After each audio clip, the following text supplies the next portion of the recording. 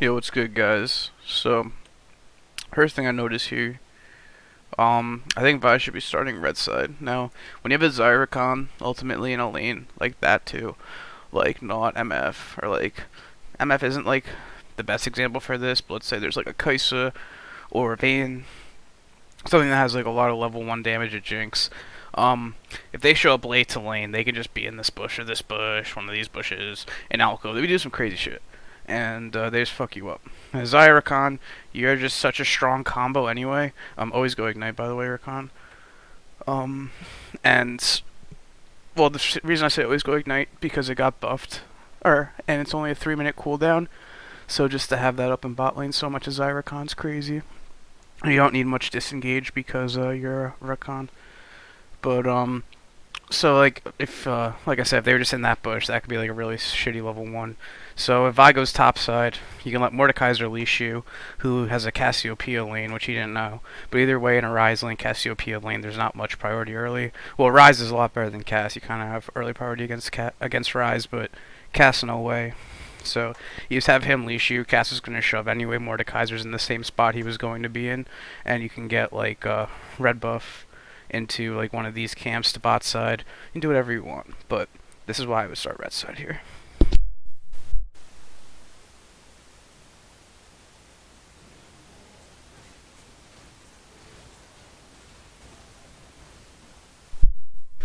Mid lane's an annoying matchup because it's like a heavy farm lane, and Ryze is just better at doing that than Galio. So it's really important that like once you hit your 6 and once you get some nice times to roam, that you punish those really hard. So we'll see how you do when you get to that point. Until then, it's pretty much just shoving and shoving until 6. This lane's sad. Sorry, bud. No, I'm kidding. um, yeah, it is kind of sad though. She just CS's really well with her, with the way her items work. Sorry, not her items, her abilities. She just has like she can either shove it, she can freeze it really easily, and you just need to wait for your 6 as well. Nice gank or nice idea here. Let's see what happens. Oh, nice pull. Ooh, the miasma. Okay. That was a good idea. Just now you know about Cassiopeia's W. It will completely stop you from doing any of like flashing, like a dash ability. You're just stuck in there. So now you understand that Cassiopeia can do that to avoid ganks. It's really good in the mid lane as well, because not only is it really good to engage, but as you see right there, it's like perfect disengage. She didn't even have to flash. So good idea, but now you understand she can do that. I'd probably just go right for Scuttle since they just spawned.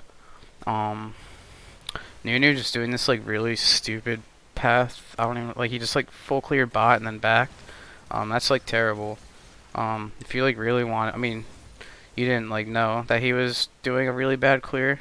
I'm assuming you'd assume he'd go red to blue or some shit like that. Red camp, blue camp, since this is a Nunu. But he actually had this whole bot side up, so you're wanting bot side hard too, especially with that gank. Since you flashed, just go for Scuttle, and then worst comes to worst, if he does come, you can just like Q out here. But I think just if Scuttle is up, you want to try and get at least one of them. Like giving up 2 skulls is pretty sad. It's just a lot of like early map pressure for the jungler. It's a good amount of gold too. So just when they're up 315, you always want to try to take at least one of them. So if you already have your double buffs and you just ganked and you don't see Nunu at all here, you can go for it and then just Q over the wall if he does come. But this is still okay. And just going into the clears is okay, but just realize that you could have done the scuttle into the clear. Because as you know now, not every jungler is the best, and they'll just do like bot clears into boots. Yeah, that's definitely a buy. But you're like definitely out jungling him right now. Even though the gank wasn't that successful, just getting that pressure off was pretty good for your tempo. My back here, good job. Alright, Moore does that nice roam to scuttle. Yep, good job top lane, just trying to stay alive. It's sad. She kind of just beats you until later. Bot lane, Zyra. This is what's gonna happen. I saw the kill before, but it's probably just some Zyra shit. I'll go over it though. Let me see real quick. Actually, you never know what can happen.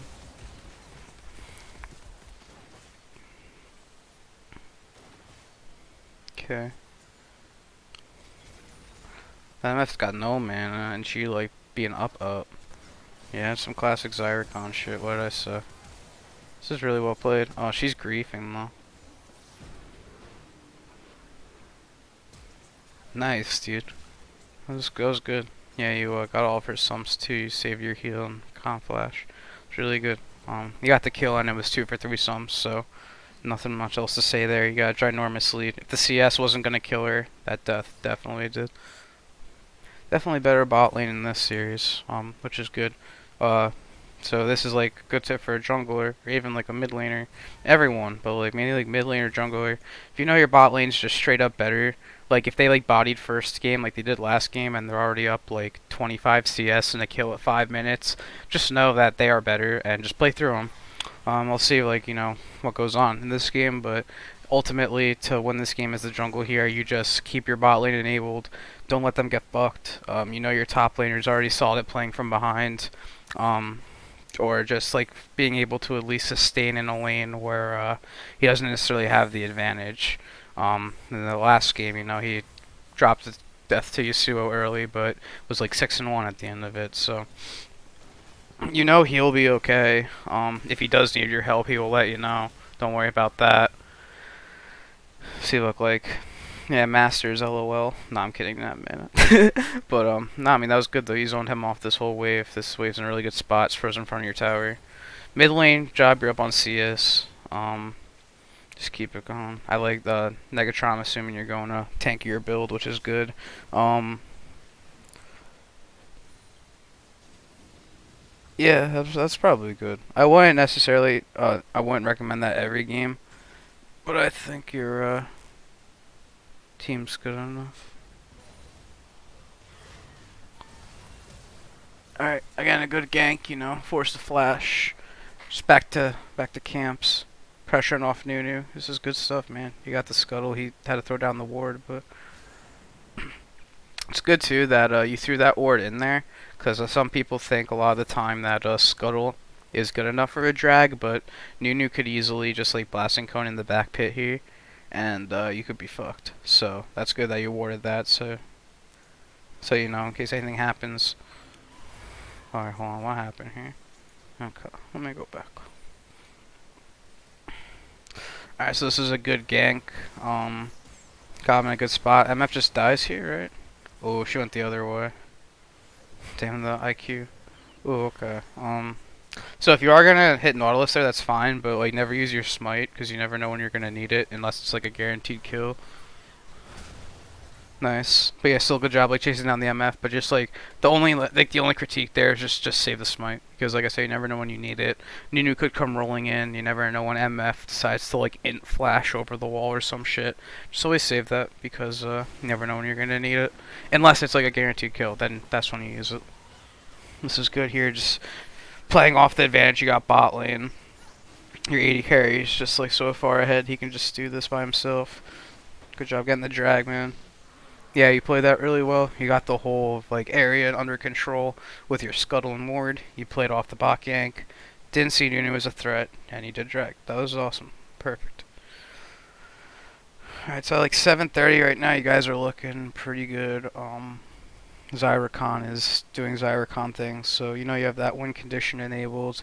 Galio's up nearly 20 CS on Rise, which is pretty damn good. I haven't been watching his lane, but I'm assuming either Rise is messing up or Galio's just playing, the lane pretty well. But it is usually a pretty even lane until you hit level 6.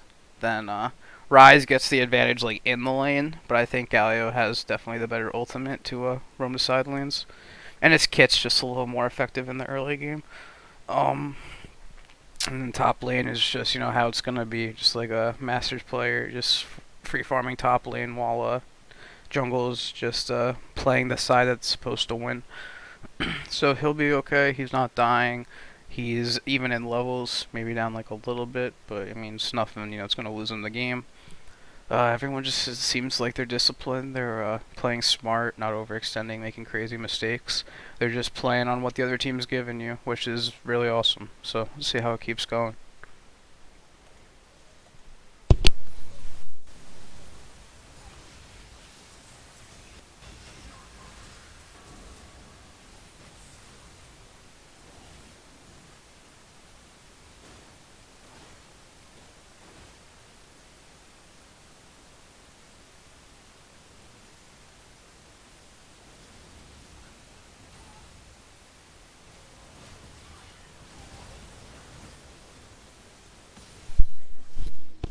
This looks like just like an int from the Rise. I could be wrong. Alright, so if I'm in this Rises scenario, okay, I don't know where the Scalio is. Shoving in the lane. Okay, I'm shoving in the lane. He's just walking there. Okay, you get a really nice chunk off. Get one more minion. Okay, why are you like walking up? Like what is your threat? Okay, now that's just awesome job of just punishing the rando. That was freaking embarrassing from that Rise. Like, you know what he's supposed to do? He's supposed to like just clear all the minions, and then like what? He's like, I'm a ranged minion, guys. I'm gonna run with them. Little did he know, there's just a jungler there. But that was really good. I don't know if you guys communicating, baiting that or some shit. But that was really good. You got him to come all the way up into a nice little kill. Just the CC combo, just burst him down. Just can't do much as an early game Rise, so no HP. Really good gank. That's huge because that completely shuts down Rise's like tempo he was having of just like farming and staying in the game. Putting him as a death when they were already down 2-0 is a little bit of a tilter, especially in the mid lane. That was a really good play. You know, you had a good vision here. You knew that Nunu probably didn't have any of the shit warded. You're doing awesome, man. This Nunu's irrelevant. You're like 3 times of a better jungler than him. Better junglers, so winning this game right now.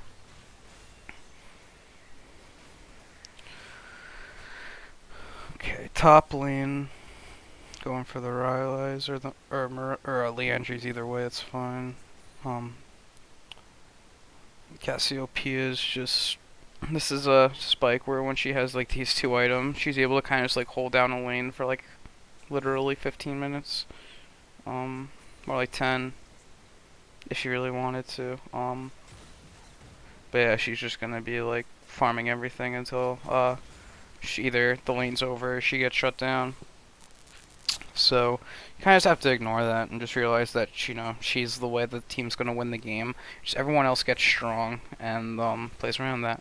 Oh, this kid with his herald. I saw the first game when he like entered that huge herald away. Is he about to do it again? Oh, bro, if you come in and steal this, I'll love you. That's fine. You're doing the right play. Like, a Nunu is like supposed to look for a play like this. It's like if he takes it, it's not like a problem. Oh, what happened top? Let's see how far extended you got. Or she just ran over you. Let's see. Okay. Alright, yeah. You don't have a business being up here, bro.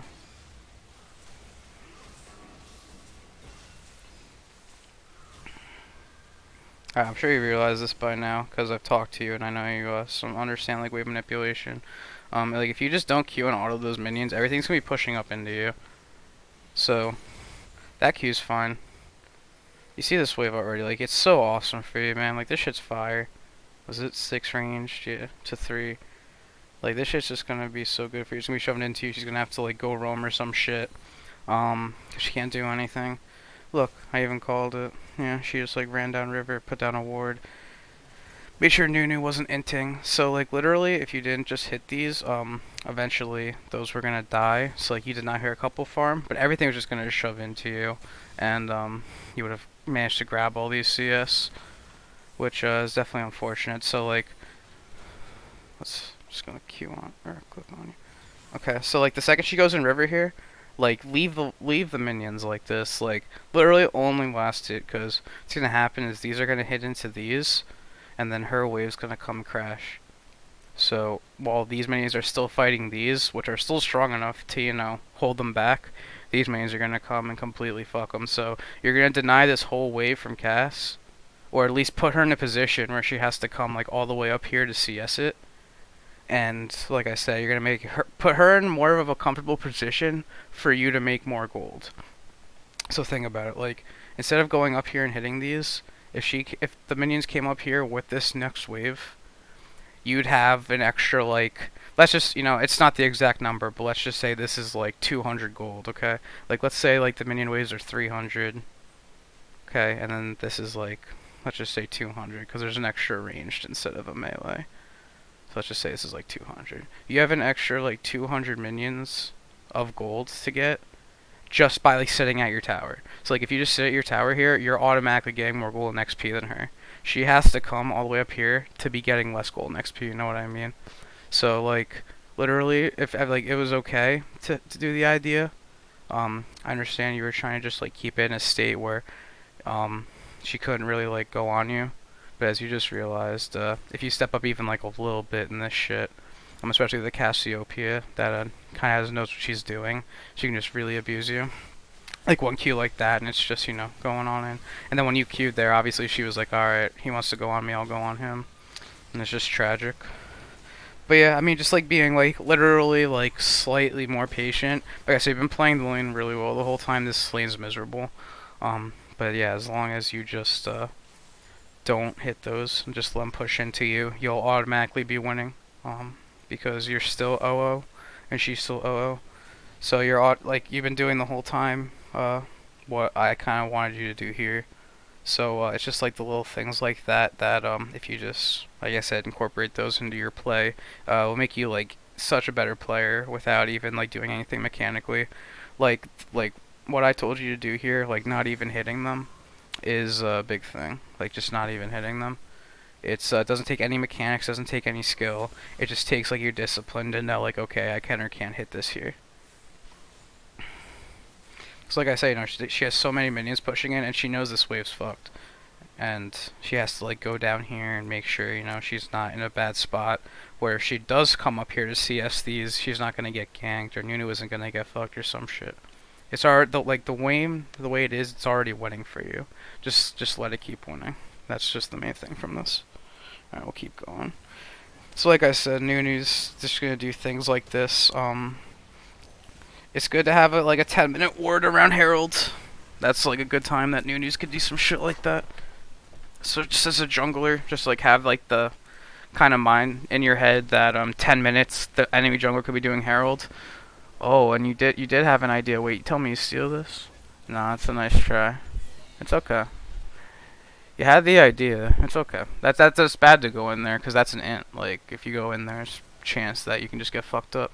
So that's smart. You saw that there wasn't in there. You just cleared the ward and backed up. It's good. The only thing is though, you just don't have to sweep when it's a pink ward. That's the only thing. That's fine. Like I said, Nunu's gonna do shit like that sometimes. You can't be upset about it because that's like I don't know, like freaking Mike Trout hitting a home run or something. Like it's just things that are gonna happen that you can't get upset if they do. Like you know what I'm saying? Like it's just gonna happen sometimes. But it's nothing that he'll win the game over. Sometimes he will, but if you play around it, you'll be okay. So you guys are still in like a pretty big advantage in most aspects, except the Cassiopeia win condition. But you don't gotta worry about that. Rise is like heavy behind. Galio's doing really well. I think he should have looked for like a side lane gank a little bit earlier. But until then, besides that, he's been doing fine. Just staying in mid. Just maybe I think Rise maybe could have a little bit less CS. Again, I haven't really been watching the mid lane. Maybe we can go over that another time. But if you are gonna be staying in lane like this, you either gonna wanna like either practice your CS. I know you're a support main, you're practicing on your CSing, but like honestly, if you're heavy in a lane like this, and like you either gotta have like done good CS or like be denying them a lot of CS, or be making the side lane plays. But it's nothing that for you to like really worry about right now. Yeah, top lane, that's just sad. Again, the lane's kind of in a spot where she can kind of just do whatever she wants, and it was kind of like before where she went down to river because she didn't know what she was doing. It was kind of in the same spot where you're kind of in a spot where you're kind of like rip, I don't know what to do. So that kind of happens sometimes.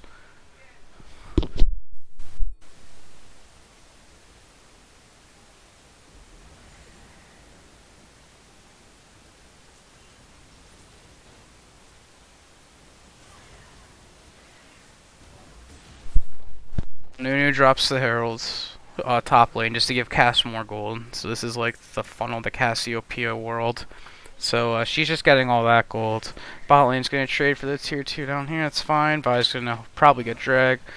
You guys are doing what you're supposed to do. Like I said, top lane. You know, you really shouldn't worry about this game. You guys have the far superior bot lane. She has 44 CS. Whoa. Okay. That's a wrap, right? Like, what happens, guys? Okay. Drag for a death here is okay. Okay. Oh.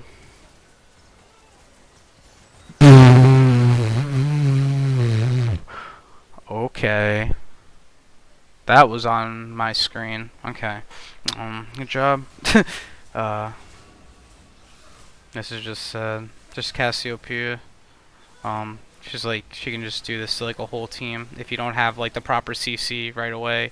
Um, Pretty much how it works against a Cass is like, obviously it's a champion with no boots, no like mobile spells besides her speed up, obviously, but like no like dashes or flashes. She's like literally she just stands in place most of the time, and the only time she can punish you is when she ults you, which is like right in front of your face, or W's you. But if you're like a team like with someone like a Vi or Galio, Rakan, even like let's just say like Galio or like Vi Rakan, okay? They just roam mid or roam top as 3. Especially in an organized game like this, you can do this. You just roam top, and yeah. By the way, not really a big fan of this roam lane swap. You're putting Galio in a spot that makes it impossible for him to ult bot if he needs to. Even if you are gonna bring this whole fight here mid, Galio is way more valuable to have in a solo lane, or way more valuable to have in the trio lane, since Mordekaiser is way more heavy dependent on solo XP and solo gold. So in a spot like this, you pretty much have to keep Galio either mid or bot most of the time. He's not a champ that goes topside to push. There are a lot of mid laners that you can. He is not one of them. You need him to stay around, you know, mid or bot. If there's a very exclusive time where you have TP and no one else can, you can go top. That's fine. But putting you in an advantage where you're behind when you're like already doing so good to win your lane, like that's something you don't really want to do. So just keep it in mind, like the champs you're playing in the scenario you're in. This is fine here to go top to push the wave, you know, since you know it's pushing into you and everything. But I'm not a big fan of that Mordekaiser going mid, just because, like I said, he's really dependent. Like that top lane farm on Mordekaiser at this point of the game is like 2x more valuable than Galio. Because Galio, like even with what he has right now, like throw on like another half item and you're pretty much what you want to do the rest of the game, because you're not expecting this game to go late with Zyricon this fed at all, and you don't want Cassiopeia to get even more fed than she is now.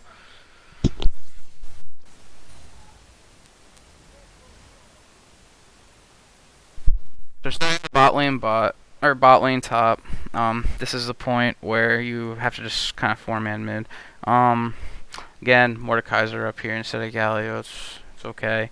If Mordekaiser can get like his ult off and get a kill, it's really good to take him out of the fight. But I just think Galio's utility is a little more better, and he's not really the best in a 1v2 lane, because they can kind of just go on him, and his tools to get out are the tools he has to use to like peel himself. So it's like I said, this is just the main reason I think you keep Galio mid or bot here. It's good here, like if Herald's up, you can keep him top side, that's fine. But if Herald's not up, you like never have Galio top. It's like the only time you should have him top is when there's a Herald up. Top side, I should say. Okay, this is good. I think you guys just get this no problem. Nice pink.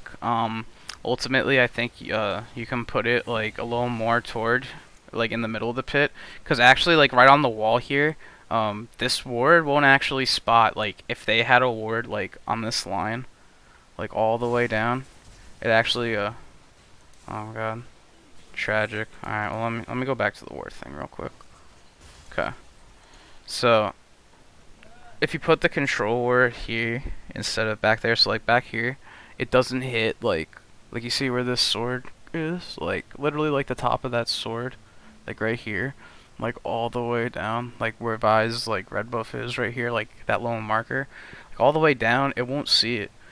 actually. So like if you do throw a control ward down in the pit, make sure it's like in the pit and not like just along the wall, because if you put it like on like a very certain pixel, like actually this is like on like one of the certain pixels that's like right on the wall, it won't catch like the front of the pit. So it will catch wards like if they're like a little more up front, but it won't catch the wards if they're like just on it. So some guy can have like a little sleeper ward right there, and you have the control ward in the back. You think that's blocking everything, it doesn't. And then you have like a three-man TP or some shit just come in with a rise if they're coordinated. But I know his ult wasn't up. I'm just setting up the idea. So just put the control ward just a little more further. All right, so bot lane. Let's see what's going on. Okay, well, I think you guys just, it's okay. You guys know what you did wrong. I don't really have to go over it. Just the like the abilities that you used. You have to just run here. You already used the abilities. I know you guys are really good players, but not even like freaking like like Teddy and Effort or like fucking Perks and Mickey X like ever win that. Like if you use two ults and like a summoner spell, and there's like a 2-0 Cassiopeia just right there, and you walk up to her, like she's not done. She's just gonna go on you.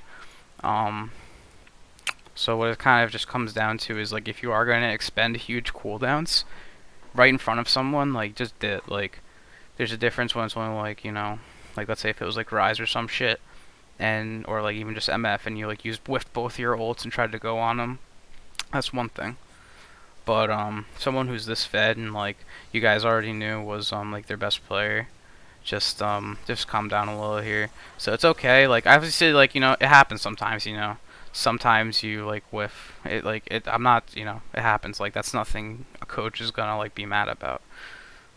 But just kind of like staying in this fight was something, because you had a window to get out. Like if you just followed Rakan, like that's the thing too is I don't know if you didn't communicate that you still had exhaust, but there was kind of a threat for her to kill you, for you to maybe like get something. I know you didn't want her to one-shot you, but in this scenario, you just gotta like stay with her con. But since she has ulted, like and Ard, he CCs you. Like I know you didn't have ult or sums, but you kind of this is something you just like have to go for, because if you're gonna expend, like I said, all those summoner spells, you have to try and make something out of it.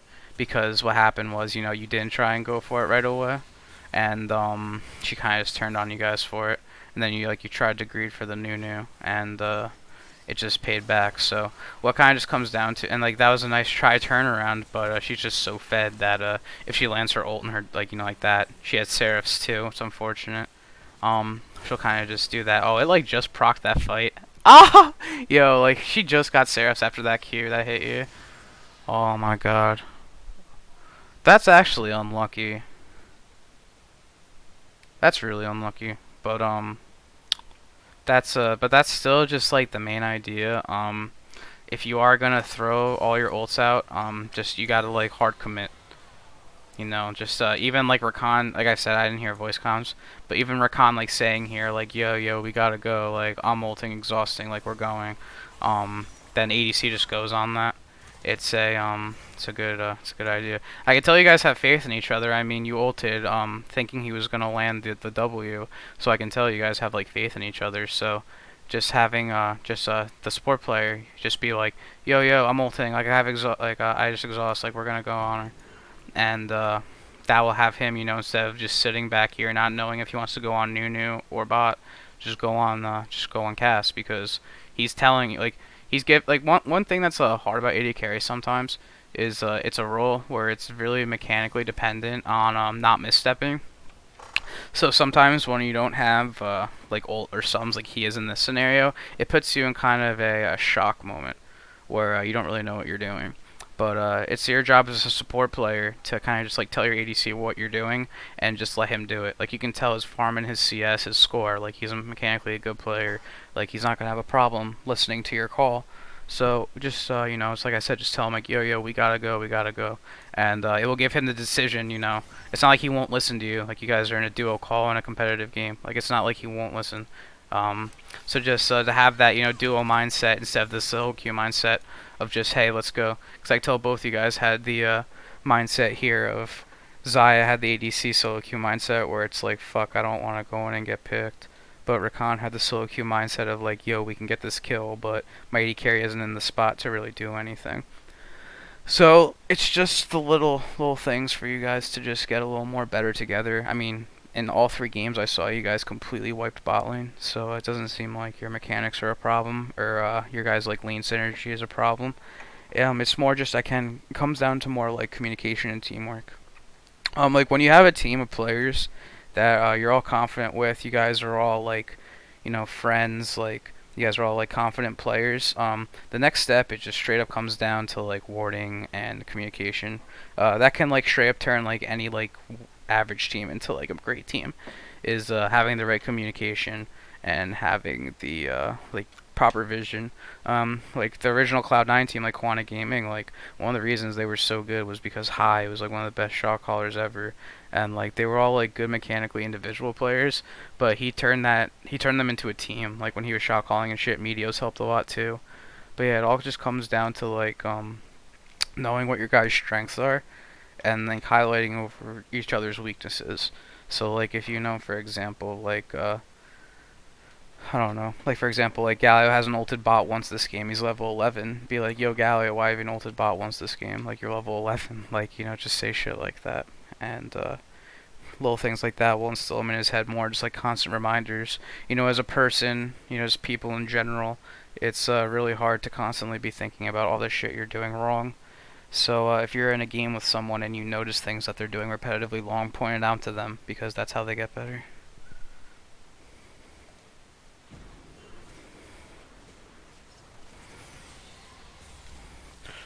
Okay, I'm just gonna fast forward through this. That was just really tragic. Her Seraph's like just upgraded.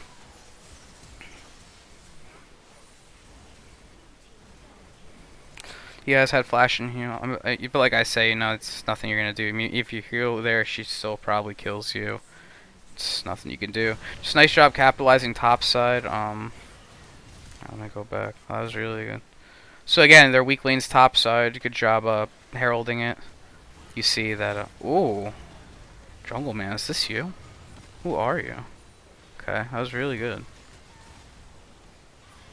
See, that's just like a really good So like that Galio, like not ulting, that whole the whole time on Galio, you like somewhat redeemed it right there. That was really good. You guys prioritized getting the tower before you dove, which is really good since neither of you guys are like, the best turret divers in the game. Pretty good. But good job prioritizing the tower first, the guarantee gold. You guys just comboed your ults really well together. Good job. And you played off bot lane dying. It's gonna happen sometimes, and you're just capitalizing here with maybe 2 towers. Cassiopeia and Nunu are gonna get dragged. That's fine. It's their first drag of the game. It's okay. Okay. So okay. This is good. This is good. What happened? Ooh. Oh, he got it nice, my boy.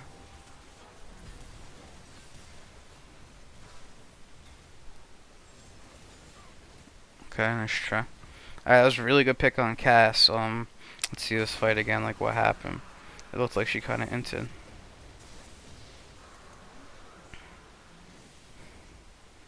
She's backing in that push. Holy shit. Yeah, this kid's in Masters, by the way. Holy shit. Alright. Yeah, I mean, you just completely shit on him for being bad. That's literally it. Nice ult for disengage. Yep, just dip. Really good. A little greedy to go back in for the W, but that's okay. A good rise will just one-shot you right there without aftershock.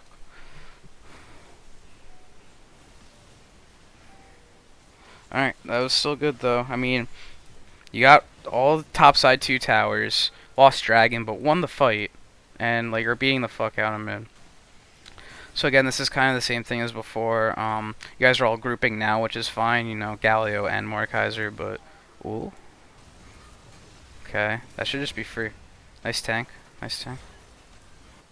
Nice, both of you guys. Well, all 4 of you guys. That was both of those kills were really good. Awesome. All right, so that was really good. You guys grouped 4-man mid. Had oh, she is so tilted. Holy shit. She's so like I just see the TP channeling with no ult and I already know what's gonna happen. Um or do I? I don't know. You guys seem to make it spicy with the final score line of this one that I saw. But like I said, that was good. You guys just all grouped up and you pushed the side lanes. I mean, you have Zaya pushing the side lane. You know, she got another wave there. Just, hitting towers. Keep playing through your win conditions. You guys are doing good. Fi's here. She's holding down a good spot where mid lane can't really get fucked or bot lane can't get fucked, especially since you just killed two. Right here's the cast TP. This is straight tilt right here. Amor didn't see that. Oh, he's so mad. He's so mad. Oh, Mordekaiser, you gotta... Ooh. Maybe you helped there? That's okay. You want it to back. Oh yeah, Rakan's death for Cassiopeia TP is literally like negative for Cassiopeia. And we got bot lane tier 2. So you guys just completely just out tempoed like that fucking kid. Like he completely made a play like without his team. Like you could tell he just didn't tell him shit. Their bot lane is just up here. There's no tier 1 tower to get. It's been gone. They're not even holding bot lane at this point to like try and deny Zaya and you guys from the extra gold from the tower and the wave. They're just like inting up here, and you guys are all just like shoving down. So for her to like make this play is very bad. She's like Nunu even died too before her TP went off, I think.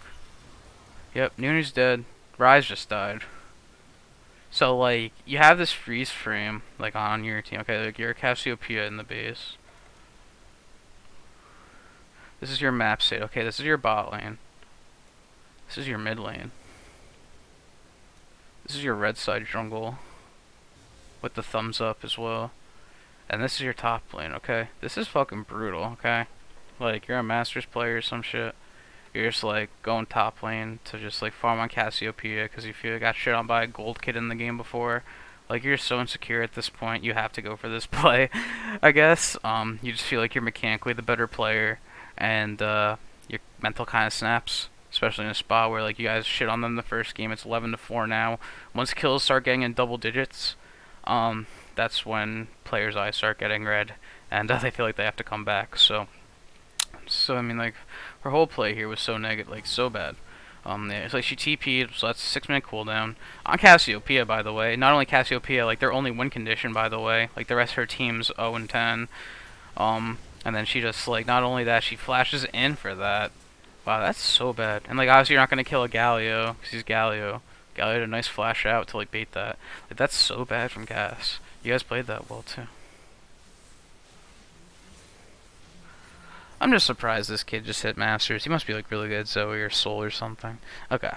So again, although that looks like a solid play, it's terrible. Terrible. Their only player used all of their resources for a kill on the support. And didn't get one of your shutdowns, and she's just like a sitting duck now. So you guys have like some really nice vision bot lane, but I don't know why it's bot lane. It should be all Baron, especially against a new Cassiopeia. They do that shit in 2 seconds? Like look right now. Oh, you guys learned this game. Okay, yeah. This will happen. New Cass. I'm sure you guys probably knew about it, but weren't consciously thinking in the game. Yeah, this will just happen. Especially a team that just has like the confidence to shot call. All right, let me go all the way back. Okay.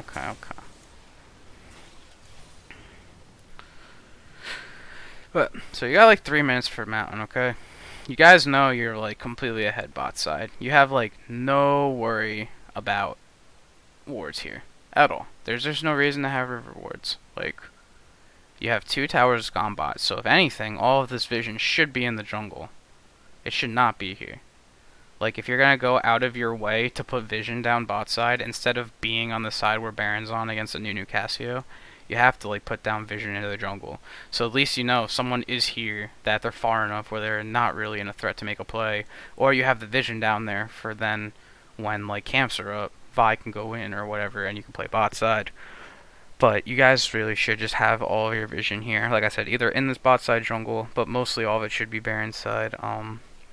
20 minutes. They did it right away, but you have to have that mental mindset around like 18 minutes, or like my good thing is like when the last herald expires. So usually around like 18 minutes if herald's up, you can put a mental image that okay, I need wards down for Baron. Because with a comp like this, like I said, when they can just turn the trigger and see all you guys are either resetting or their bot side, they just do it like that. And it's just knowledge kind of game timings, champion power spikes. 20 minutes is a huge spike for their team. It's when Cassio hits 2 items, almost 3. Would usually only be 2 if she didn't have 5 kills. Nunu can just, solo Baron, not solo Baron. I think he's solo Baron at like level 13 or some shit with like 2 items. But either way, Cassio, Nunu. This is easy, especially with no vision at all. You guys have a good pit comp too, which is sad because Zyricon, let alone Galio Vi, is just going to be ridiculously dirty in the pit. And Mordekaiser can either just R Cassio and make it easier for everyone until he dies, or he can ult out like Misfortune and make sure she doesn't get a big ult off. But yeah, just you guys have to have vision here. It's another thing when I was saying what separates like a good team from like a really good team is just having like the proper vision down at the proper times, and just playing around it. Because as you see, you guys do go for a fight here, which isn't a bad pick for a fight. Like they're kind of extended, they're really behind, but you guys just don't have vision. Like Fog of War, boom. Like let me see how to yeah, okay. So like this is your Fog of War, okay? You got like literally this ward up here and nothing. Nothing. Like I don't know why you guys wouldn't think that Nunu and Cassio would be on here actually. This is pretty standard, honestly, in a game like this where Cassio is just so ahead and everyone else is literally griefing their brains out. Especially like I said, if you know she's their best player, she can make a shot call like this. Just it's something just to keep your eye out, because I can tell this might have made things a little bit harder. Just 20 minutes, just you guys can just have it in your brains now. Just always have at least one ward around the pit, or because like even if they clear it before they start it, at least you know that they're around there. The whole time they were setting it up, you guys just had no clue. You guys are just hard resetting, and they're on it right now. You don't see it, but they're starting it right now. They're starting it right now. And like Vi's Gromp, because she doesn't know that they're on that. Obviously, everyone's just resetting, thinking they're gonna pick this top fight, because for some reason they don't think that a 5-in-1 Cassio can do Baron with Nunu.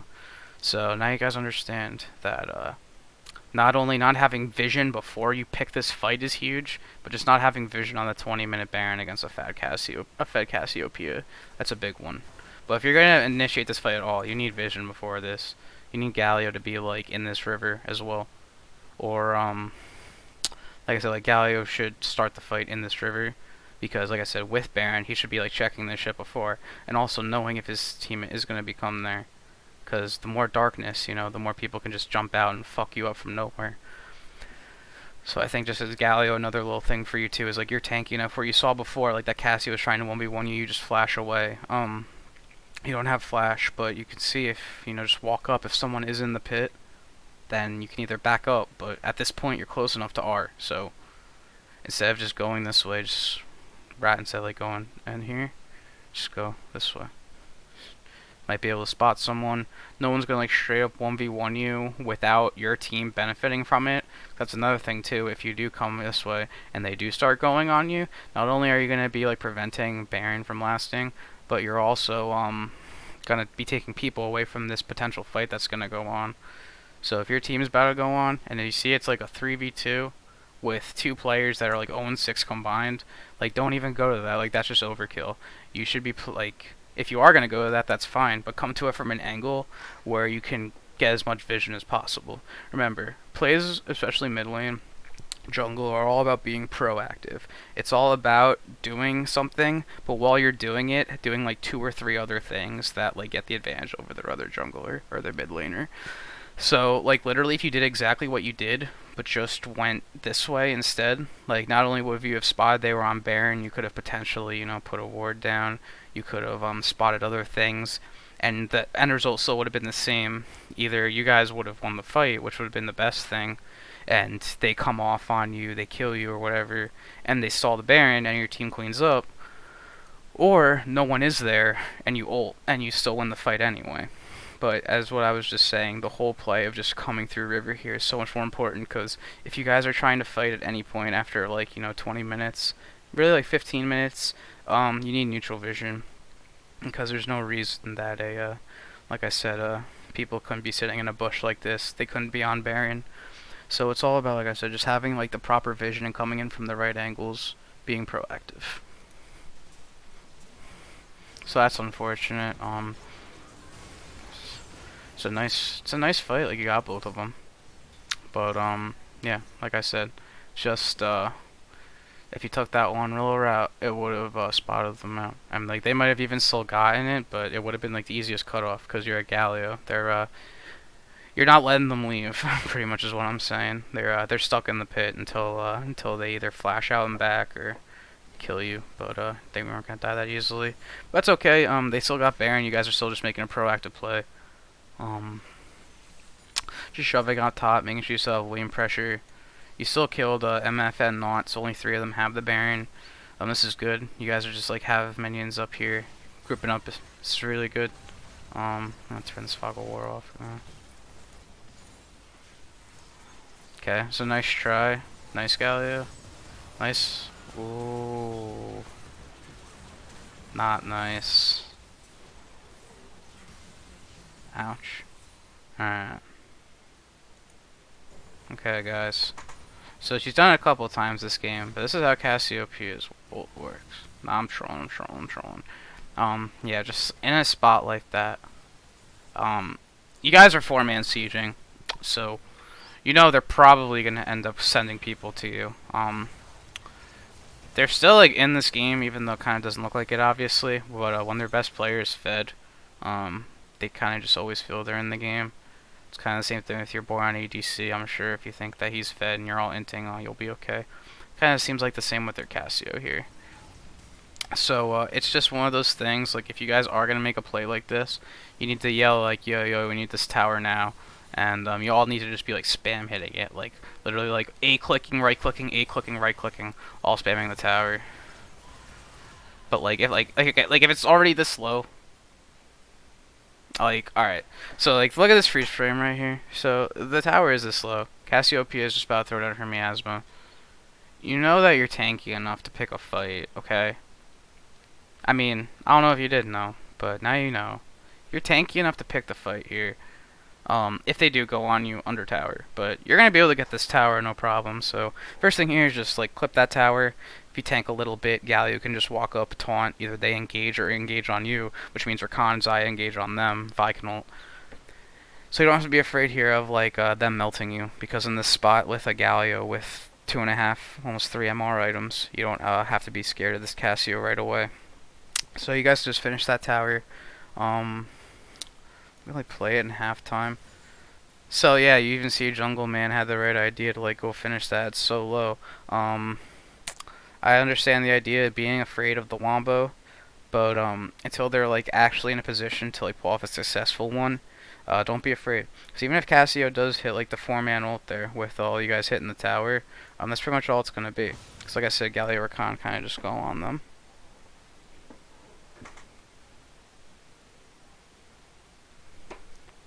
So yeah, just finish this tower here, and not only that, but if you do finish the tower here, I don't think Cassio really goes on you guys. I think she's kind of low-key scared.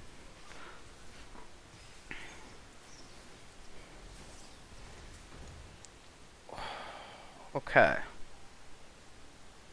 But you see how this play would have just been better under the tower? You see now? You see how like this taunt would have been way better if it's just under the tower? Yeah. Like, not only would you guys all have been in the same frame of like hitting the tower, like you guys would have all been attacking in the same area. So let's like, okay, I'll explain it. Okay, this is a good way to explain it real quick. Okay, so all you guys are hitting the tower, right? You all have your mouses like on the same spot, right? So I don't know if you guys know this, but wherever your character is pointing in the game is like the last spot that you pointed your mouse at. So just from this frame, Cassiopeia sees that Galio, Zaya, and Rakan are all trying to do, and Jungle Man is too.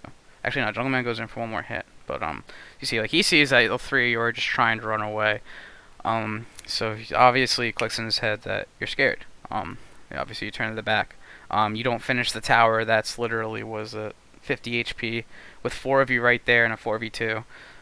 He just knows that you're scared. So that kind of just also tells him that you can go on this. So like instead of turning your backs here, just like literally just man up and just fight him. Like you're not gonna die, and if you do die, you're gonna kill him anyway. Like there's no way in this world you don't kill the tower, and if Cassiopeia goes on you, you don't turn it. Cause remember, like you did the play, like here, that you could have done back here when everyone was still like in range to fight. Like if you did that play on, let's say, like let's see, like literally like this frame, like Jungle Man starting to queue in. Like, just you should be like doing the same thing with him. Like, not Eing in right here, but you guys should be finishing the tower. If she stays, then you E in, and both of you guys will also be just hitting the tower, so you'll be looking right in front of them instead of having your backs turned. Having your backs turned, you gotta click this way, move up here, instead of just finishing the tower that you're already killed and just going on to the fight. So just letting you guys know, you definitely could have finished that, and maybe even went on Cassio right here. If not going on her, definitely making her back off. Just by those little simple things. But since you went in here, gave her enough space and enough time for everyone to catch up. So it's just simple. You guys just, you had the fight and you just didn't click quick enough. But just okay. It's hard to sense in spots like that when it's literally only one person like carrying and everyone else is useless and you feel like you're so ahead. But like in a spot like that especially, like if she's just there and four of you guys are there and there's a tower with 50 HP, just hit the tower and hit her. Like there's no reason to like worry about dying, because worst comes to worst is what literally just happened right there, is you don't get the tower and she quadra kills. So it's okay. I got one tower. Not terrible, but you see how that like just not having the vision around Baron when you guys are stomping at 20 minutes is big. Like if you guys are like so ahead in that point of the game, you need to have vision around all neutrals. Like vision is winning. Like if you're ahead in the game, your wards are just, you have more places to ward, you have better priority spots to ward. You could back for more wards, you could buy more pinks. You can afford sweepers to clear out vision. It's really big. Just the easiest way to throw a lead, in my opinion, is to just not have vision, and because that's the easiest way to also extend the lead, is to have vision. And again, this is just the same thing. Like it's Cassiopeia. You guys are using all of her ults on her, and it's really good. Okay, so this is good here, right? You guys just win. Well, I know not the game, but a lot. Alright, what happened here? So, she got greedy again, I'm guessing. Alright, so you guys know Dragon's Battle be up. You know it's a big one. You're all grouping as 5. It's awesome. Alright, new pick was big. It's really good ward right here. Like I say, let's even see, like, just having these wards enables up, little options. Obviously, you had to ward to see this, which is why you went on it, but having this ward for later is good. Just like, these are the spots that you should have had warded instead of, like, River, when we were talking about Baron before. Okay, so Cassio just didn't realize there was 5 there. Happens. The fucking triple ult or double ult, it's really good. Nice, good job for just like backing off right away, and then you realize you have that little window. Awesome. Pretty sure that was some good shot calling right there. I can tell by the way you guys played it. Someone was shot calling that. Nice stuff. Yep, good job just capitalizing on winning that fight by getting the dragon. It's awesome.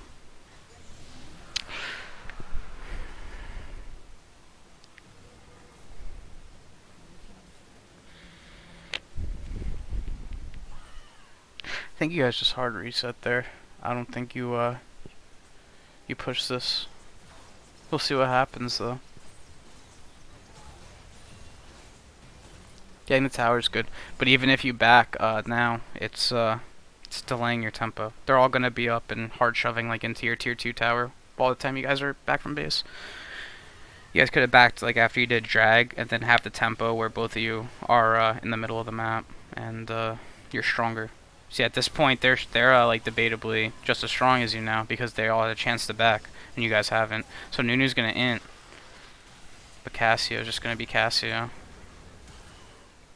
So the Cassio's 4 items, like none of you guys have over 2 or like 2.5 items because you haven't backed yet. It's just like another thing, like that was just like, you know, I guess that like that in the long run that really wasn't the worst thing. You guys got a kill for Nunu. Or you guys killed Nunu, but for Rakan's life, and you opened up the mid tower, which is fine. But I just want to say like. Alright, let me see. So this is after this okay. So after this death, this is what Cassiopeia buys. Okay, so like these are 3 people are dead. Cassio, Nunu, and Ryze. So Cassio is gonna turn this into a what do you call? A Rylai's. Let's see, you get drag here, it's really good, really good, really good. Okay. Hard reset, everyone. Bot lane, get that tower, everyone hard reset. Slane's shoving in, so it's gonna be denied since bot lane went bot again. This bot lane is really bad. Holy fuck! How they go bot? All right, so you're gonna kill this tower. It's already gonna be denied because you see you made the push because you saw that 3 of them were dead for another however many minutes or however many seconds. So as you see, to make the push play, which is good. But instead of making that push play, back, spend your gold, and then have this tower already be denied. Because when this wave gets denied, the next tower is gonna shove back into you. And then once you guys have that wave shoving into you, you're going to be off of a reset with a fat wave like pushing into you. So you're just going to go mid and clear it with Xayah, and they're not going to be able to do anything. What you guys did by overextending this push is you gave them something to do. Okay? So like literally, if you just backed there, all you guys would have came out of base with the same item spikes as you would have gotten after you backed after everything that happened. So what happens there is just backing there is letting you spend your gold as instantaneous as possible. So like literally right here, you know, not even right here, a few seconds out before you do the drag, before you even come up here, you get the tier 2 tower, drag in tier 2, everyone reset. Okay, you're gonna get all your wards, you're gonna get pink wards, you're gonna get your items, you're gonna come out of the base stronger than how you would have been after dragon, and you would have just pinched them even harder. What you guys are doing by going for this extra tower is you're giving them shit to do right when they respawn. So Cass has her 4th item, you know, because she bought after her death, and she's running at you guys. Like you guys are all trying to run away. She's running at you. You guys didn't even get the inhib too. So was that push even really worth it? I don't think so. So that's why you just wait and then reset for tempo. And going for blue buff here. It's fine since you guys are running away, but again, it's just delaying and it's just giving them more things to do. That even like puts like a little bounty on your head. Bad players think, oh, this guy stole my blue, I gotta take it back. This guy stole my red, I have to take it back. These are what these kids are like consciously thinking about in a League of Legends game, which is pretty sad, but it's the truth. So you have to realize if you guys are staying like this, they're gonna go on you. It's just how it works. Especially if you go for a blue buff when you're really ahead. Taking that's like kind of like you know, rubbing salt in the wound. Like, oh, not only are you shitting on me, you're taking my buffs too. So they're gonna click, especially if there's an 8 and 2 Cassiopeia. So yep, like Nunu ints for Rakan inting. Like I said, like what they're doing here isn't good at all. Like you guys still came out ahead on that. Like what they did was terrible, but you guys would have like literally been like +3. Like just backing after drag. Alright, so at 24:32 is when you guys back, okay? You guys could have backed at like 23:50. So you had like 40 seconds where even like earlier than this, so like let's say like 23:40. Some shit, okay? Like after this tower, you backed. You guys would have had like more tempo because not only, like I said, is the mid wing gonna push into you, you have everything. Like you just took the drag, one more gives you the soul. You have Baron coming up, like in the relative near future. You can back and ward up for that. Like this wave crashes, right? Like I said, like their bot lane's bot. Like I don't know what they're doing. Like imagine if Xayah or Rakan weren't here, okay? This wave crashes, it's gonna kill it. Next wave spawning, like I said, it's gonna bounce back even faster. And this wave's gonna build up faster. Since obviously it's pushing toward you. So just letting this crash in and then resetting, not only are you getting your items, you're having the wave literally come to you, and you can shove it and get more gold on the way back. And that gives them their only option because they think, okay, we can shove mid. They're just gonna shove it to the 2/2 tower, and Xayah's gonna clear it. So that's really something right there. I think that kind of messed up with a lot of tempo. After that dragon, from like a lot of coaches' eyes, a lot of players' eyes, that could be a GG. If you guys just backed there. So just letting you know. That's pretty big. You get the tower here, back, and then you guys can come as 5. Get this mid tower if you want, fight red, I don't fucking care. But just reset and then do whatever you want, but you gotta reset there. It's really important. Overstaying is what can cost you games. As you see, like that's the thing is like what happened to you guys wasn't even like that bad. Like what you guys did was more economically effective.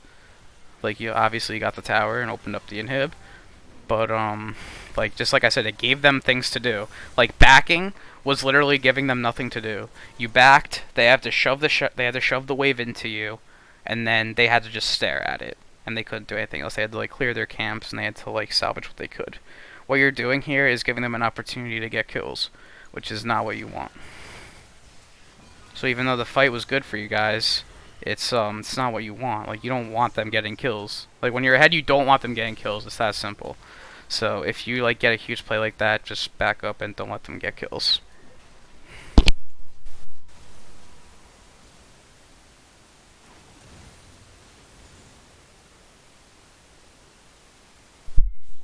That sounds like simple too. Like if you're ahead, you don't want them getting kills. But like all right, so like, you see how the wave is right here. Like that's how it would have been even bigger if Xayah backed before. They would have had the extra wave here to push in, so these minions would have all instantly died, and he would have had an extra wave to farm. So it's just the little things, but yeah, like I know it sounds easy, like oh, just don't give up kills and all this. That's how you win games. If you're ahead, don't give up kills, but it's really big, and like something like I said, just as simple as vision is really important from preventing kills, and also just not going for the unnecessary fight when you're already winning really hard.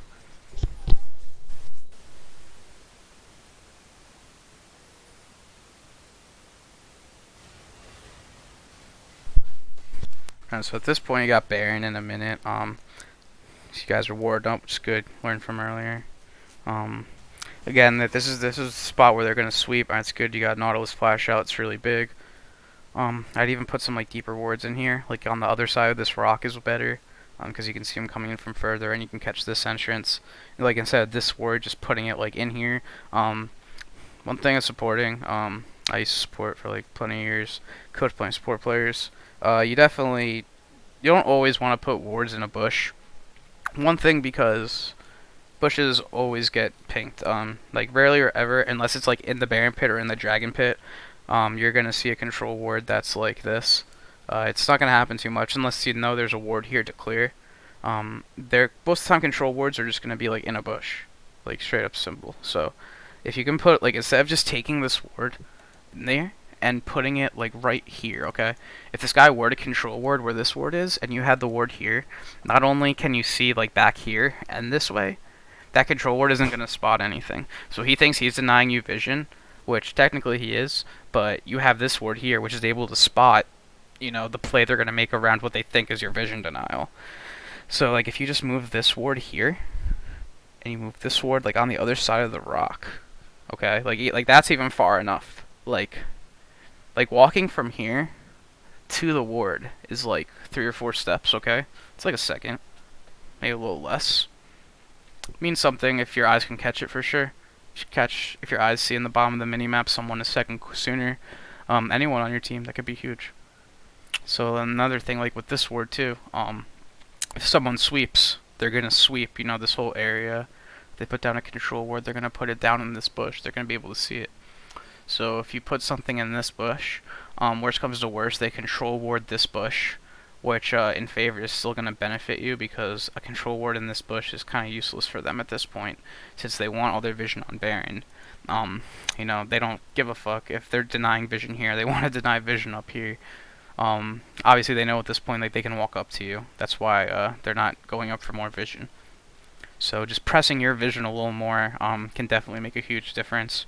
Like I said, even just from warding here to here and here to here can make a huge difference in how the game plans out.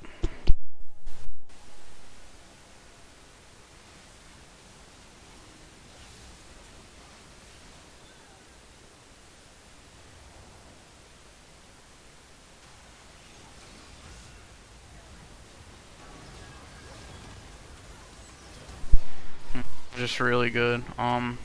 The the Vi ult for or the Vi death for everyone else, right? Or is Cassio just gonna be like Crown? Yeah, he's gonna be like Crown. Or wait, is he?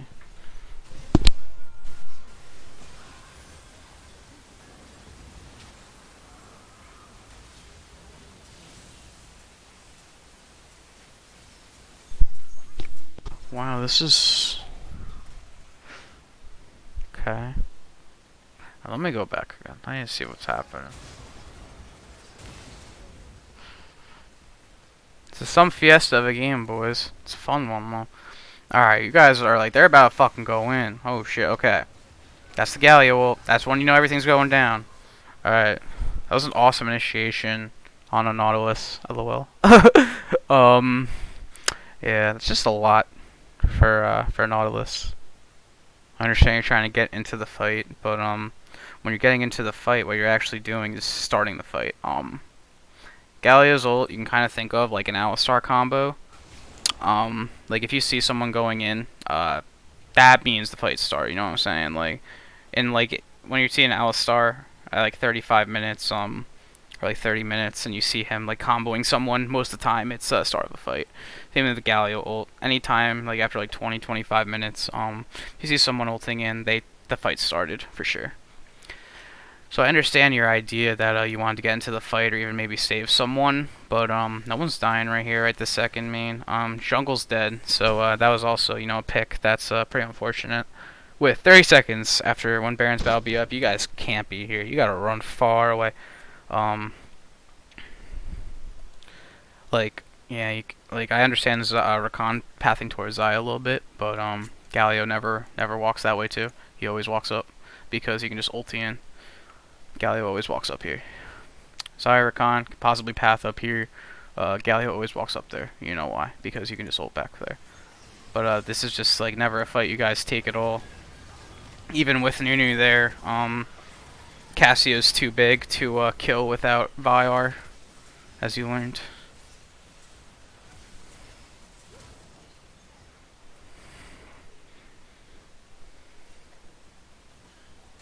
Yeah, I mean, like I said, just when the second she gets picked, you guys just have to dip. It's like one of the big ways to throw a lead is by something like this. But something like this isn't gonna throw the lead. It's everything that happens after. Okay, like in a solo queue game, like when some shit like this happens, like let's say for example, like they Baron off of it, they end the game, for example. I know they don't, but just the fucking kids of Tokyo would be like fucking retard Vi, like inting freaking Baron second time in a row, lol, like all this shit. But like this is where you guys have to start clicking your brains on. When Vi dies, you guys you have to run. Even if you're a Zyricon, you guys have to just go. Even with all your like triple merc treads, your freaking wait Berserker Greaves on Rakan, bro. What are you doing? Holy shit. I'm sorry, you're never gonna convince me that's good. That's okay. Yeah, even with like all your merc treads, she still just destroys you guys, obviously. Without Vi that has like the guaranteed CC, it's pretty impossible to shut her down. So the second she goes, like I said, even Galio, like even if Rakan is gonna go to Zaya, maybe do something, you run up here because not only are you guaranteeing your safety, or even if you want to run toward mid, you're still in ult range. So you just have to try and get as safe as you can while being in the same ult range. Still think like Zaya Rakan, I don't even think you guys go over to Mordekaiser here. If you guys were making the call to go for that play, you needed to make it a lot faster, and you needed to have Rakan engaging it. Um, if Rakan's able to land the charm, and you guys get a fat CC off, and Mordekaiser can ult cast with like a third of your health, he can kill her. But when he's the one starting everything off, he doesn't have enough hard DPS right away to like one-shot her. So he's not gonna have like a good time doing this. Rakan really needs to be the one engaging if it's not like a flash Galio taunt. So if you guys were gonna do this play, you need to like have Rakan or Galio engaging, but preferably Rakan, because he can just what do you call? Just like flash W someone or flash taunt someone. But he needs to be the one engaging here. So like you're like I'm going. Galio has to like Eon to Xayah or Eon to you and then just go. Or Galio has to ult like literally right the second on the Mordekaiser, one or the other, because the few seconds you gave Cassiopeia to start like getting her phased rush and just start DPSing, it was sad. Like she just has so much space because she has no like real hard lockdown, and that was like really good Rakan combo on her. But it was just after the fight broke out, so no one was able to lock her down. Like if the Rakan combo that you did started everything, it would have been way different. It was an awesome Rakan combo actually, but it had to be right here, like right when this fight started. But even like that fight again, like I don't even think that fight happens. Okay, like if you do everything I said, that fight works, but this fight doesn't usually work. So second he dies, Xayah's up here. Oh fuck, I need to run. Mordekaiser, oh fuck, I need to run. Because we also don't know like what their vision's exactly looking like, since none of you guys like ran through back here with a sweeper recently. So you never know what the fuck they got. They can see that Xayah's right here. They can see that like freaking we have vision or some shit. Like you never know. You just never know with this game. That's also another thing you gotta think about. So if you're in a scenario like this where you think something can happen, it's probably because it can happen. So always keep that in mind. If you're always thinking that like, oh fuck, this is a spot where like Ryze can ult with Cassiopeia and 2v1 me, yeah, it's probably because it can. So you just always gotta keep a conscious reminder of that.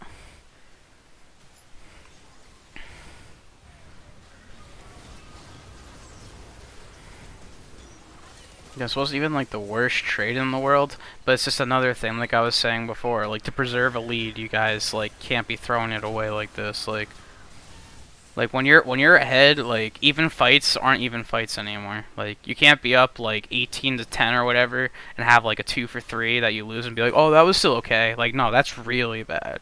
That's like really bad. Even look at Ryze now. Like he's almost has the same farm as Cassiopeia. He's like farming up with items now. That's scary champ too. They're just gonna do Baron again because they can. Man, they're taking over, guys. Oh, no, boy. Okay. Alright.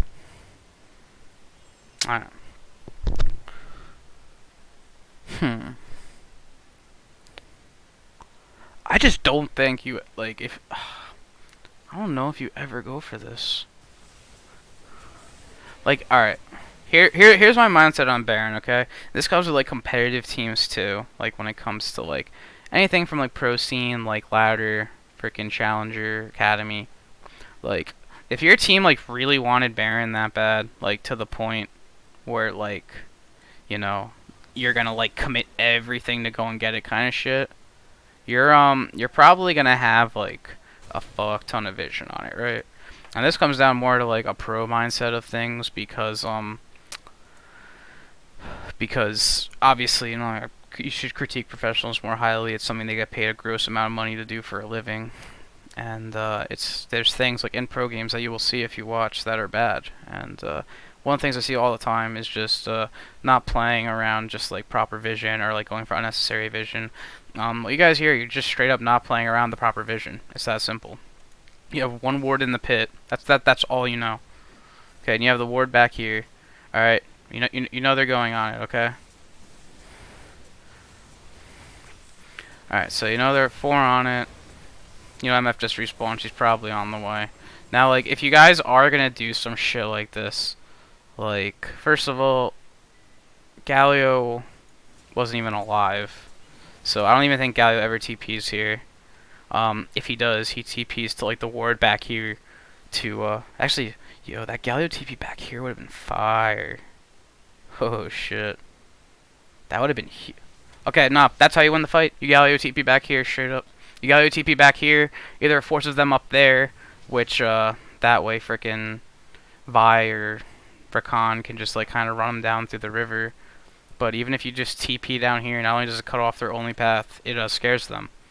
Usually, like, these guys, there's, like, run down here, like, every time. Like, you take Baron, you run into your jungle, that's the first thing. You don't, like, run down river. So, not only does TPing here cut off their only exit path, realistically, it also puts them on kind of like a slight tilt or, like, a worry. So, you're going to be TPing here. They know it's a Galio, because they know it's not Mordekaiser, they see him. So, they know it's a Galio TP. That worries them. So, literally, bro, you TP here, not here, this fight's just yours. Dead ass. And they all escape with Baron. Literally, you ping, you ward there, or you TP there, you win that fight, 100%. If you guys, properly CC Vi the right way, which I'm sure, I'm sorry, if Vi properly CCs Cassio, which I'm sure she would. But this is good though. You guys are really realizing your win condition after that, going right to drag. But you guys need to like again, this is like another thing I was saying about the deep warding. These wards are okay. This ward isn't that good because Sweeper's pink's really heavy right there. If you're gonna put a ward there, I honestly kind of either putting it like in the red pit because you can see him coming from here, or just like right on this side here. Because remember, like I said, when you have a ward here, what you're checking for is people coming in to like steal this shit, right? So you put the ward right here instead of right here, and it's gonna see them coming, and it's also not gonna get hit by the pink, because if you put the pink in this bush, it doesn't go past here. So you put the ward right here, you're gonna be able to see this control area, them coming in here, and it doesn't get pinked or sweeped usually. If it does get sweeped, then that's whatever. They have a sweeper, they're allowed to do that. They can clear wards, but it's one that will like nearly never get spotted by a control ward. It won't get spotted by this one either. The only time is sometimes if the jungler's like doing an Elder Dragon, or someone's doing the Elder Dragon, and they put a control ward out here to deny some vision, then I don't know why they would ever put it up here. But I've seen sometimes people like ward the outside and shit, try to like see where some people are. So that can also spot the ward. But this ward right here is just like a 2.0 version of this ward, and yeah, I'll explain to you why. But you're realizing your win condition, putting down some decent wards. That's a really good ward. It's a really good ward, actually. It's better early game, but that's still a good ward. Alright, so like, here's how I see it. Okay. The past like 10 minutes, you guys have just been playing kind of sitting duck. So you guys have the lead in your hands. You're waiting for them to fuck up, and that's okay. Especially in a game like this where there's some kind of lower elo players. That's a completely acceptable way, kind of let them bleed themselves out. But when a team is like completely starting to make plays and shit, like you see them, you go from like 11 to 4, from 19 to 12, you gotta be really careful. Shit like this just happens. Did they get dragged or you got dragged? Oh, Nautilus stole it. Or did not, wait. Alright. I'm gonna go back. Alright, well either way, when it comes down to composure, just like from how I've been watching the last like 10-15 minutes, kinda last 10 minutes, you guys have like such a huge lead, and you're not really like pressing it the way that you can. You're kind of still just playing as if it were even, or if you were even behind in a way, kind of just like putting down some it's not that these wards are simple, but you can kind of like when I say like vision is key, like dead ass, bro, like it can win you like so many more games if you just know how to play like around it. Because like that's the thing too, is like these kids, like they're not thinking like, am I walking over a ward? Some of them might be, but they're thinking like, no, we gotta get to dragon, like we gotta make sure they don't kill dragon. Like they don't think like, oh, let me sweep this whole area out because their whole team sees where we are, or like all this shit. So that's why when you do go up against the conscious player that does go out of their way to clear wards like this one for example, or the one I talk about like right over on the wall here, are so good, because the player that does go out of their way to clear wards like this one or this one, they get freebies.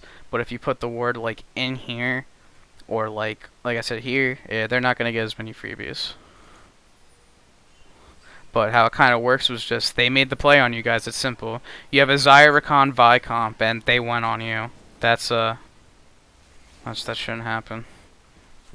Like, you guys shouldn't be the one starting the dragon here. You should be the one, like, they should be the one, like, in the spot to, start the dragon. You guys should be going on them. And if they are on this, if they aren't in the position to do drag, like, then that means you guys are winning. Like, if they're not in the spot to take drag, like if you guys are straight up all 5 in front of the pit, and they're, like, hiding like they just were. Hold on, let me bring it up. Yeah, like literally, if like you're in a spot like this, like all 5 are here. Okay, like this is yours. Okay, like I don't know like what you guys are worried about. Like if they were like really willing to like set up and like properly be ready for it, they would have fought you by now. They would have set up with picks and shit, but they didn't. So you guys should just know that this is yours. Now, when it's yours, and this comes with anything. This comes with any dragon, like Elder Dragons, Barons. Majority of the time, if it's yours, you should be picking fights before it. Not only does it just make it easier to do the Dragon or Baron when you're done, it's obviously putting them on a respawn. It's giving them less advantage, giving them less gold income. It's just putting them more on tilt. So you should always be like picking a fight before this, especially with a Zyricon, Galio Vi, and Mordekaiser. LOL. But you guys should always be like picking something before this with this comp. You guys are ahead enough. You can literally just like walk up to one of them and just like Recon, just do whatever you want, man. Like this, like they're so fucked right now. Like even if you're 5-manning in this bush, okay, or you're like 5-manning in this bush, or you're 5-manning in the pit, okay, like put a control ward here in the pit, just pink it. Just 5-manning, and if they walk into you, look at your comp. You just fucking destroy them. The huge problem here is you guys let them go onto you, which is just not how like you can't let that happen. You can't. Like with your comp you have here, you cannot let someone go on you. It just doesn't how it works. And like, okay, Rakan initiated the fight, okay? He started the fight. So technically he did start the fight, okay? Like when you're talking about like the actual fight, he started it. But when you go back like to the whole scenario again of them being 5 here and you guys being 5 here and you let them walk into the pit and straight up start it, that's them going on you, okay? Like that's what you gotta think of it as. When you guys are grouped as 5 and there is 5 and you're in a position with vision and map pressure to just straight up do this and they just walk in there as 5 and just take it from you like that, that's really bad. That's just you guys not really playing your comp the right way. And you guys like get all the kills and shit before like or after you guys you did it, but you didn't get dragon. You let them get kills in general. That was huge for their team, huge. That just makes it 8 years harder for you guys. Like you got aced, but they got 3 and the dragon. All right, so that's really big. You guys got to realize with this kind of a comp, you have to like go on them. Like right away, like especially if they're fat walking. Like this is a fat int from their team, okay? Like doing a snowballing into like half HP. I know you can just consume, but like this right here, okay? Is Rakan not just thinking like LOL? That's what I'm thinking when I'm playing Rakan. Especially the Galio ult, and a Vi ult, and a Xayah ult. Like this is just GG, guys. Just go on them. But you didn't, so instead of them going on you, they just took the dragon in front of your face that you just had all position for. You just waited like 30 seconds just to have them do this.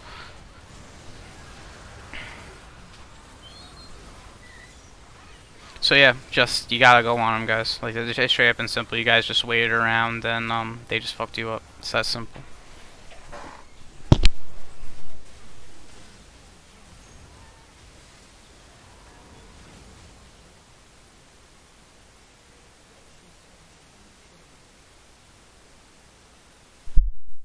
In-hit play is kind of greed. You're a Galio. So, like I said, even doing that, it just completely resets your tempo. You're gonna like back now instead of backing all the way before. So, like you're gonna be later getting back into the game than as if you did if you backed after that initial fight. Which is okay. But yeah, just like never go for that inhib there. Just guarantee the reset because you're not a champion to do that. Remember, always play to your champion. Like, if your champion's an initiator, like rely on initiating. If your champ can backdoor, you know, you can go for a backdoor. But don't have an initiator, try to backdoor. You know, don't have a backdoor, try to initiate. Vice versa. Unless you're Jax, then you can just do whatever you want. This is good though, just manning up, getting the inhib. Really good. Nice. Remember, just if you're gonna be in the jungle, just putting wards down too. Raconsul has 2 vision wards he could have put down that whole time. Like if you guys just get an inhib, alright, like this is especially an important role after an inhib. Tier 2 towers, tier 3 towers, inhibs. If you kill any of those, you like follow up with vision immediately. Because ultimately, not only are you getting gold for the towers, what you're doing is ensuring that like this is yours. Okay, like if you have this tower down and you're red side, this is yours. Like you don't gotta worry about shit. If you ward, so if you put ward here, put your ward here, wherever you want, just throw down some wards to ensure that you got the inhib. And if they do want to come past their inhib that's down, they'll be walking into vision. So just always be warding up after you're winning. That's a big thing. Like I said, just ensuring vision.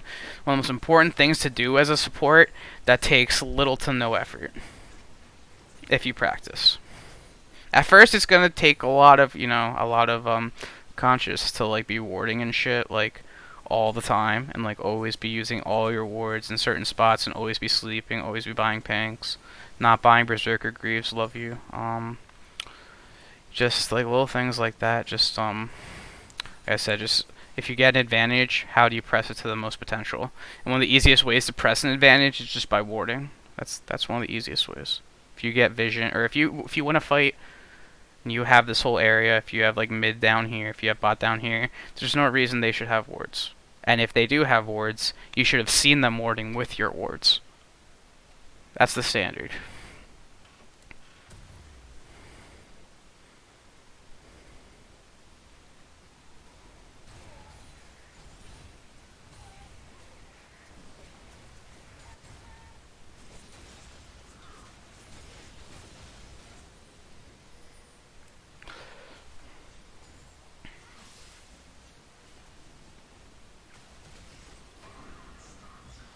Alright, so you guys are 5 banning at this point. Alright, so you got Baron in 30 and you got Dragon 45. At this point in the game, you guys kind of threw your soul win conditions, so you're not trying to drag, you're definitely trying to Baron. Also because you don't want them Baroning, for sure. Baron's how they win the game. Baron's also how you win the game. So, ultimately, you guys just have to take that. There should just be everywhere vision. Like, you guys shove this all the way up. You guys, like, I'm gonna see what you guys do here. Alright, ward here, Recon. Nice sweep, wards. Wards, bro. Wards, bro. You got, come on. It's all good. But, it's just things you really gotta practice on. Because you don't know where they are. Obviously, they're shoving mid right now, but they could be in here and you don't know what they just run on you. So they're kind of just making desperate plays right now. That was completely worth it for you guys. That was really bad from them. Tier 2 and a dragon for mid. It's definitely not worth it. You guys also don't have to run here and like die for this. It's oh man. What are you doing, man? Oh, the double TP. Okay, yeah, that's so bad. Holy shit, boys. Why would you even go for that? Did you think it was the soul? It wasn't. You guys just got Baron. Like that's gonna be the trade. Like you're gonna Baron, they're gonna get Dragon. Like it is what it is. You guys made that decision up like all the way back here. You guys made this like all the way back here after you got the inhib, whatever, shoved in mid. Down here you guys made the decision already. You guys might not, oh shit. So you guys might not have consciously like said, hey, this is what we're gonna do. But this is the play you guys decided. By getting mid lane inhib, shoving it up all the way. Like sacking bot side because you know they're there. Okay? Like this is all fine. Like you guys are playing great. You guys are playing the side you're supposed to. You got the Baron, but like you just don't fight. Like you just never go to dragon there. You just give it up. Like You guys got what you wanted. Like, don't give them what they want, which is kills and less barons on you guys. Like, they got a tier 2 mid and they got dragon. Like, literally negative. Like, it's not going to do anything for them. All it's going to do is put them one more drag closer to soul. But ultimately, with this baron, you close the game out in the next 5 minutes. So remember, guys, like, if you guys literally like have a win condition in your hands, like baron or elder dragon, like, that's the time to discipline up and just not throw it away. Like, even half your team like hard reset. So if your team's just all like resetting, you know, you're in a good spot. You still have mid inhib down. They don't only have one tier 2 tower. They don't have any tier 3s. If they're gonna get the dragon, like, they're gonna get the dragon. And like, they didn't even clear that pink right there because they wanted you to TP. Like, they wanted you to TP so bad. Yeah, it's just like, again, it just seems like it's just picking unnecessary fights, guys. That made this game a lot harder. You guys had like a really nice game, really nice win condition, and you're just picking so many fights that I just don't believe are necessary when you have advantages like in your hands. Like, when you have Baron here, what's the use of fighting? Like, that's not what Baron's good at. But it's okay. But as you see, this is just where this is where like throws are, like, where they happen sometimes. I know you guys don't lose this game, but this is where throws happen sometimes. Like, that's really awful. And it's the second drag where something like this has happened in a row. And if after the first time it wasn't clear that that wasn't gonna work, then there's just a little, I guess, like a little bit of communication error where someone's gotta step up and just either like discipline or be like, okay, this is what we do next, or you guys just have to like just be careful. Like, that play was so bad. Like, you still have 2 barons, which is nice, but they're just gonna get mid inhib. You can't hold.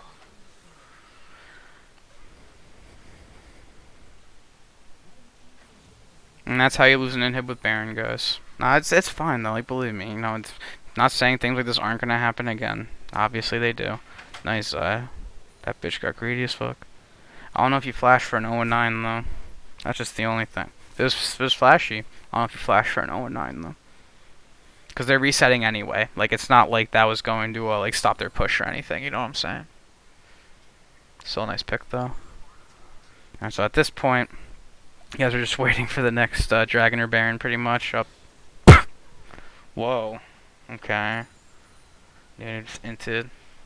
You guys just shove mid here. You guys can't end though. You guys get the inhib. And then back up. Nice call. Really nice call. You guys are, ooh. Yeah, nice call for the tower. You run though. Let Galio die, let Galio die. Just run, just run. Oh! Oh! Yo, I saw that initiation. That was dirty, bro, but you never win that. Oh, that's so sad. Yo, this is so crazy, okay? Like, you hit a fucking insane combo. Like, you're rarely ever gonna see this on Galio. Like, a full 5-man Q auto taunt proc like this. This is freaking sexy.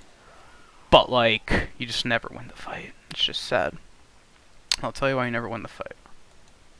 For this freeze frame, what are you guys doing? You're running the fuck away. Why are you running the fuck away? Vi's got like literally no health with GA. Rakan's like kind of chunked. Can't really survive after his full engage. The point being is you guys are just out of gas. Like, you invested everything into the mid inhib, shoving the towers. You got the kills on Nunu and MF before. You opened up this tower. You guys got so much there. Yeah, that's the reason you pretty much never win the fight, is just because you already invested everything you guys had into everything you already did, which was already so good. You guys made like huge, you know, progress off that.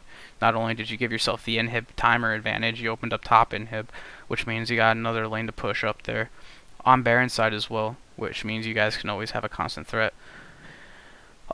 Pushing the side lane when Baron is up. So this is like really nice for you guys. But yeah, man, you just can't ever go in. You just can't ever go in there.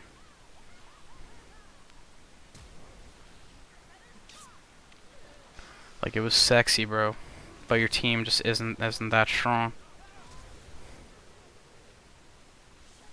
Well, in agreement to their team, I should say.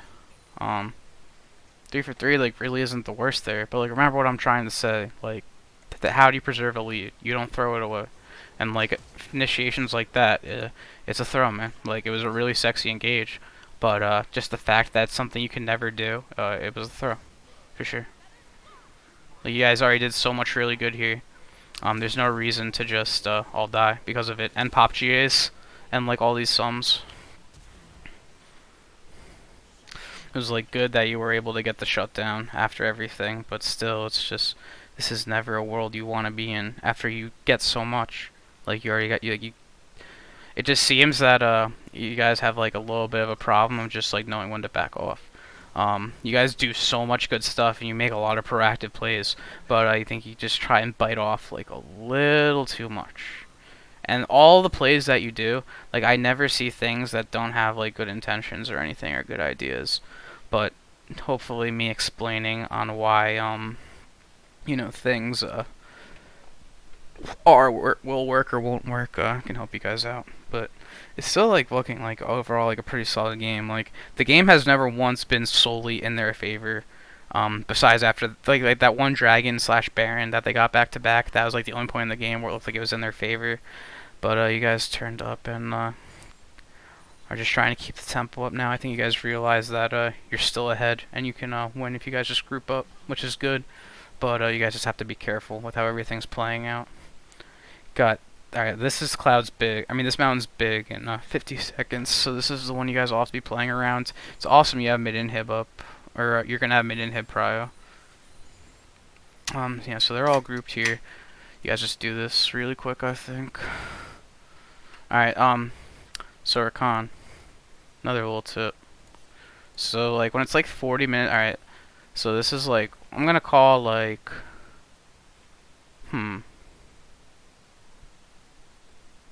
I don't know if I want to say like I don't think there's a specific time that this would apply. But I think it kind of just goes to like any like Baron or Dragon, especially when it comes to like Elders or Souls. Do what you're doing here. You clear, and then instantly put down a pink. Now here's a problem with your build, buddy. You don't have any slots for pinks. So once you get this item, okay. So that's like one of your main items. That's your ward item, obviously. You get 3 items. These 3 items are all fine. You got your boots.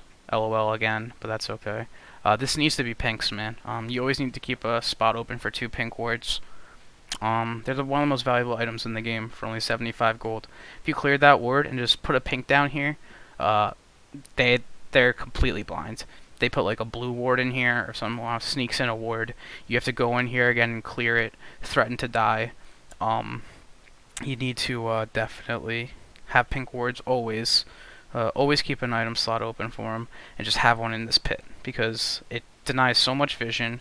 For them to kill it means they have to go into the pit, which ideally you guys will have a Zyra Rakan right there with a Galio Vi. So like literally put a pink ward in there, you guys pretty much can't lose the dragon if you space correctly. Which with the comp you have, like the only way they can go into the pit if it's pinked is if you int. And or if they int, I mean. That's the only way they can go in, because they're not gonna have vision. You guys are gonna be on it with a Zyra Rakan. You guys really just have to do that, like just with your vision, getting control wards, putting them in the pits, getting wards in more specific locations. Just denying them vision is like how you win a game. Keeping them blind is important. Why would you want them to play a game with vision when you can deny it? You know what I'm saying? Oh, that was dirty, son. Okay. Interesting. You guys don't want to just shove by? Wait, so that isn't their soul? No, that is their soul. Okay. But yeah, I think it's just another thing. Like, you know, if your whole team's gonna die and you don't have a smite, like you just gotta just give it up. Like if you're not, it's not solo queue. Like if you're not in a position where you can take it, you gotta just like dip. Like Cassio's there. Like why would you even like be here? Like you're not gonna steal this. You don't have like a smite ability. You don't have like a consume or a Cho'Gath ult. Like you guys are never gonna take this. Just reset, shove out the mid lane that you're gonna have up before them, cause you're got the mid inhib after they got yours. clear mid wave, get mid inhib up, which is going to be up really soon, and then you can just shove out mid and have mid pressure already. They're going to have the soul, but Baron's battle will be up in 40. You get mid pressure, you reclaim all of Baron, you wore down everything. So just run here, like don't even be here, let them get their little soul, and you guys Baron and end, like still, like the whole win condition for you guys is Baron, and then like again, just using summoners and ultimates here is just a waste. Like just Galio dying is like not even that big of a deal, but it sucks, man. Like there's just like, you know, in a scenario like that where there's no holy fuck, this is crazy. In a scenario like this where there's like no reason for you guys to be fighting, there's no reason to fight, especially when you're in a 2-on-3 in the Baron pit with no smite, or in the Dragon pit with no smite. See, like Xayah's doing what she should have done originally, which is just go mid, shove this shit out, look mid inhibs up, instead of having the inhib here, instead of having them in your base here threatening the inhib, you would have super minions like up here, and this would be the first wave of their regular minions. So you'd have another super minion wave coming in here, pushing harder, which means they would have to push 2 super minion waves into your mid lane tower just to try and threaten the inhib. By the time that's up, you guys are all up because you're still alive. You guys just shove out mid and ward around Baron. If they want to threaten Baron, you guys can just shove down mid, or you can threaten inhibs. You can do whatever you want, but they can't Baron. Now they can because you guys just gave up all in mid lane. You guys just gave up mid lane. Now they just Baron in 2 seconds. You guys see what I'm saying? Like, it seems like either you guys like do something really good and then don't capitalize off of it the right way, whether it be with vision or just not knowing when to stop the fight, or if you guys are behind, you kind of just let things happen around you that are like pretty easy to stop. Like just like, you know, it should be in someone's head like when that play happens, like when you guys killed mid lane inhibitor when theirs was up or when yours was down. You guys should like say to yourselves like, okay, like we have, you know, however much time of a mid inhib advantage. If you guys like say that consciously, you guys definitely back there and just shove it out and get Baron control. And then it just stops them from Baroning or doing anything. You have mid lane with inhibitors with everyone alive. Right here you have Galio down. They have 5 up with no Baron pressure. They just go on and kill you.